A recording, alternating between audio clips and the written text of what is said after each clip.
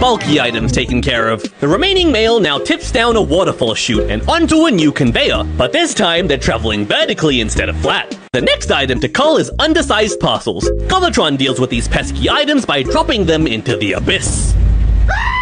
But letters that are 3 inches or taller get safely carried over with the help of pinch conveyors.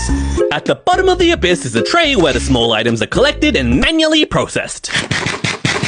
Now all that's left is standard size mail and oversized flats. The last culling operation removes these oversized pieces with pinch conveyors again, but this time they're positioned even higher, so they only grab the big guys, feeding them into a bin for manual processing. But if a standard size letter is standing tall, it can get mistaken for oversized and yeeted out as well. So there's a flappy snacky boy somewhere earlier in the process that makes sure all the mail is resting along their long edges. That's oversized flats taken care of. But even though the letters are all standard size now, they're not separated evenly, and some are even overlapping, which can hide the addresses and stamps. So to separate them, the overlapping letters are squeezed until they peel apart, and then a pick-off belt grabs the leading mail piece, flicking it forward 1 letter at a time. Now we're left with a perfectly spaced out stream of standard-sized mail. Congratulations! You made it through the culling stage safely. You're still alive, right? Great! Because now you're up to the facing stage, where Colortron wants the letters facing the same direction. Each letter's orientation is found using cameras, by detecting the phosphorescent border on its stamp, which glows under UV light. At the start, Colortron wants all the stamps along the bottom edge, so any letters that are in the wrong orientation are sent to the twisting belts of death, where they get flippity-doo. Mail that's oriented correctly is diverted and merged again later.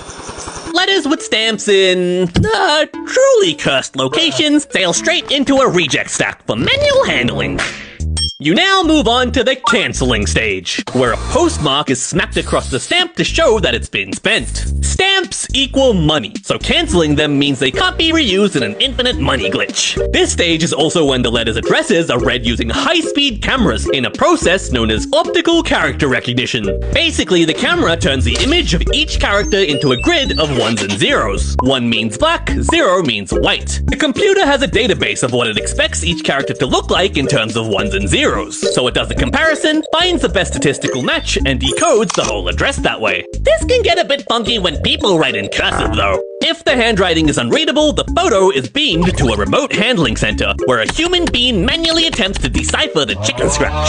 Once the computer knows the letter's destination, a special fluorescent barcode is sprayed onto it with this information, now serving as the letter's new identity tag. From here on, this barcode is the only thing the machines care about. Finally, the letters get flipped again. So now the